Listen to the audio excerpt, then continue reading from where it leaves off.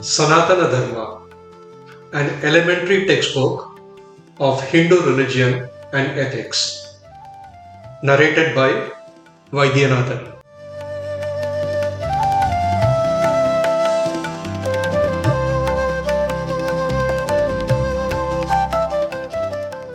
Part 2, Chapter 3, Shaucham.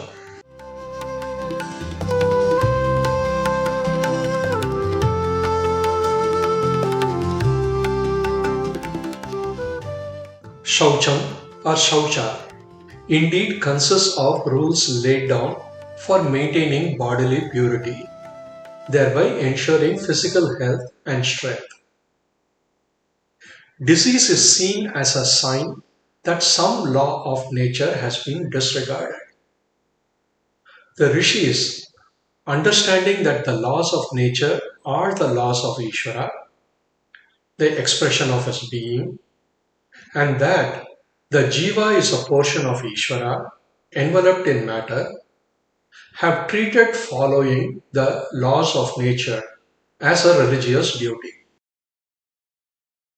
Since the visible body and its invisible double, the pranamaya kosha, are made of physical materials, it is essential to use physical means to purify and maintain them.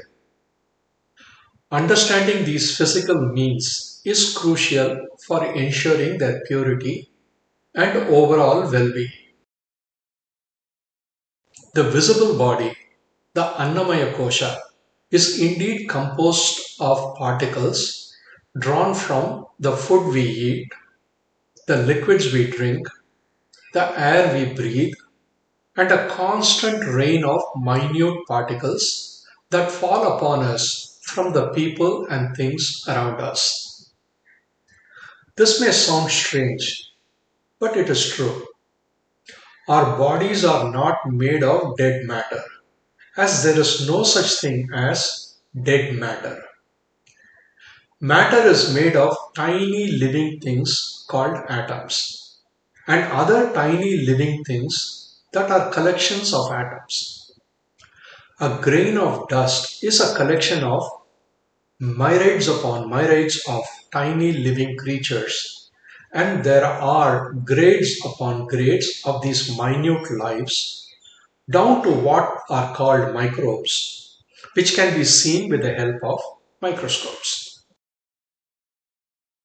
These microbes and other small lives are all floating about in the air, and our bodies and all things are made up of these.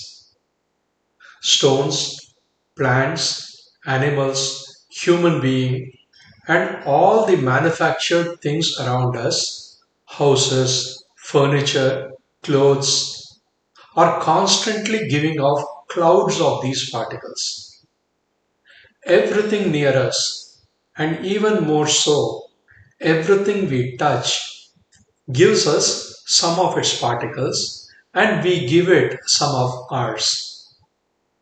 To maintain health, we must only take in pure particles and drive away impure ones.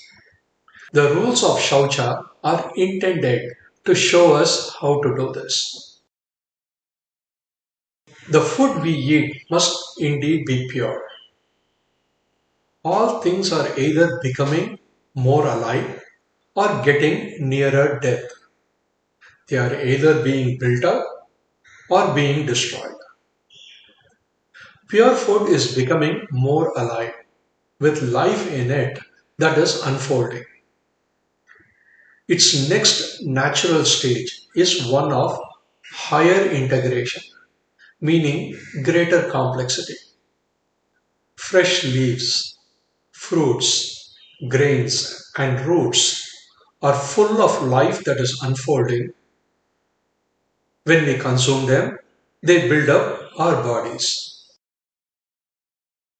These foods become impure if they are stale, as the life within them is departing, and they are on the way to death. All flesh is more or less impure, because its indwelling life has been driven from it, and it's ready to decay. Its next natural stage is one of disintegration or breaking up into simpler forms. The body built by such food is more liable to disease than the body built of plant products.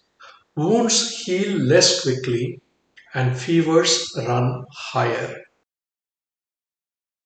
Pure water is indeed essential for health, and infusions of herbs in it, such as tea, coffee, and cocoa, taken in moderation, are harmless and often beneficial.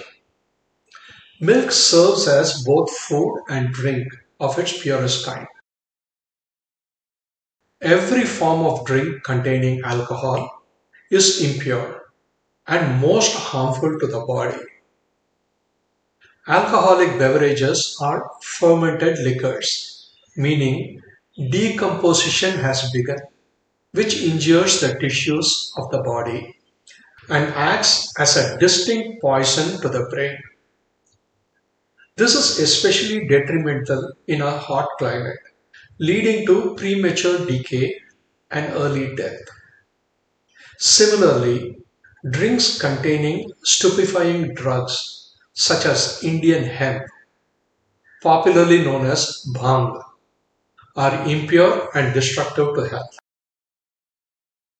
Pure air is indeed as essential to health as pure food and drink.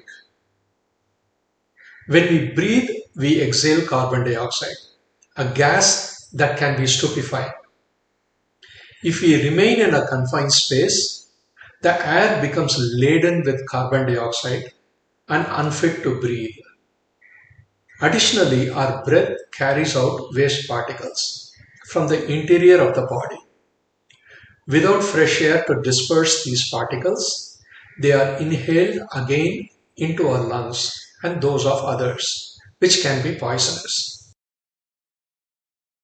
Maintaining cleanliness is crucial to overall health. Frequent washing and bathing help keep the surface of the body clean by removing loose particles and keeping the skin fresh. Bathing the whole body at least once a day is essential. Any part of the body that becomes soiled, such as feet and hands, should be washed immediately. Washing before and after meals is imperative to avoid contaminating food with dust and other harmful particles. Additionally, garments worn next to the body should be washed daily to maintain hygiene. The Hindu tradition beautifully intertwines the outer and inner worlds. By joining outer ablutions with the idea of inner purification, Hindus repeat mantras while washing the outer body to purify the inner bodies. This practice weaves their religion into the commonest incidents of daily life, creating a harmonious balance between the physical and spiritual realms. The rishis emphasized cleanliness for very good reasons. A person with a dirty body or dirty clothes releases impure particles into the air, which can harm those around him. Maintaining cleanliness is not only important for our own health, but also for the well-being of others. Dirty individuals, clothes, and houses can become centers of poison and pose public dangers.